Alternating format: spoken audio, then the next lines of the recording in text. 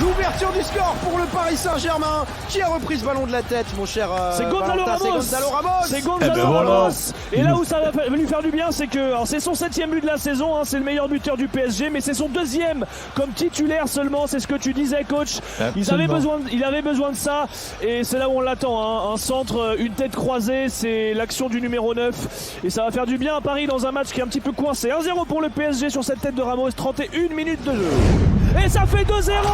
Les Titi parisiens qui se promènent face au FC Metz. Et c'est Njantou qui vient plonger et qui vient marquer son premier but en professionnel après cette offrande vraiment de la part d'Ibrahim Mbaye. 39 minutes de jeu et 2-0 pour le PSG.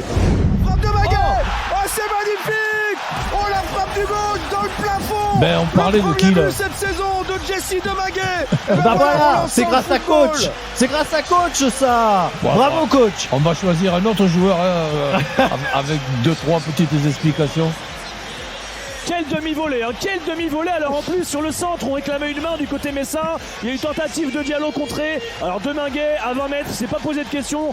Pied gauche, fouetté. Et il y a plus Afonov dans le but à ce moment-là puisqu'il était sorti. Et c'est relancé ce match. Ça fait 2-1 juste avant la pause, la réduction de l'écart donc du chouchou de Roland Courbis, Jesse Deminguet. Désiré Doué avec le pied droit qui vient crucifier Metz alors que les Messins poussaient. Ça part d'un corner pour Metz. Une passe de Mbaye en profondeur. Il n'y a pas de couverture. C'est assez improbable quand même à ce niveau-là de ne pas laisser un joueur. Et Doué qui traverse tout le terrain. 3 pour Paris. Oh, le but magnifique. Oh, le but incroyable. C'est Titaishvili. Oh, bah si c'est le cas, il va être récompensé de son match XXL. Et c'est du pied droit, c'est tout le paradoxe. Ça va dans la lucarne opposée, c'est son 2e but de la saison. Une combinaison avec Gauthier. 3-2 alors qu'il reste 10 minutes à jouer.